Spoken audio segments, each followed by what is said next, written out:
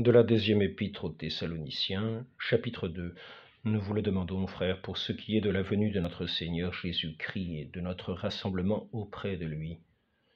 Ne vous laissez pas trop vite ébranler hors de l'intelligence, ni alarmer soit par un esprit, soit par une parole, soit par une lettre qu'on dirait de nous, comme si le jour du Seigneur était déjà là. Que personne ne vous séduise d'aucune manière. Il faut que vienne d'abord l'apostasie et que se révèle l'homme d'illégalité, le fils de perdition, l'adversaire, celui qui se dresse contre tout ce qui est appelé Dieu ou est objet de culte, jusqu'à s'asseoir dans le sanctuaire de Dieu en se donnant lui-même pour Dieu. Ne vous rappelez-vous pas qu'étant encore chez vous, je vous disais cela? Et maintenant, vous savez ce qui le retient, de façon qu'il ne se révèle qu'en son temps. Car déjà le mystère de l'illégalité est à l'œuvre.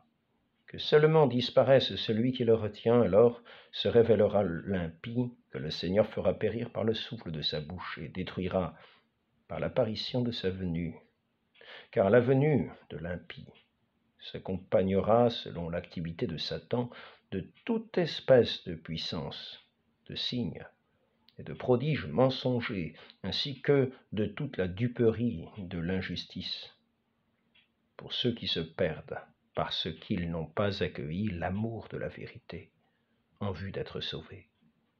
Et voilà pourquoi Dieu leur envoie une puissance active d'égarement qui les fait croire au mensonge, afin que soient jugés tous ceux qui n'auront pas cru à la vérité, mais auront pris parti pour l'injustice. Quant à nous, nous devons rendre grâce toujours à Dieu pour vous, frères bien-aimés du Seigneur, de ce que Dieu vous a choisi dès le commencement, en vue du salut par l'action sanctifiante de l'Esprit et la foi en la vérité. Et c'est à quoi il vous a appelé par notre évangile, pour vous faire acquérir la gloire de notre Seigneur Jésus-Christ. Ainsi donc, frères, tenez bon, et attachez-vous aux traditions dont vous avez été instruits par nous, soit de vive voix, soit par lettre. Que notre Seigneur Jésus-Christ lui-même, et que Dieu notre Père, qui nous a aimés et nous a donné par grâce réconfort éternel et belle espérance, réconforte vos cœurs et les affermisse en toute bonne œuvre et parole. Ainsi soit-il.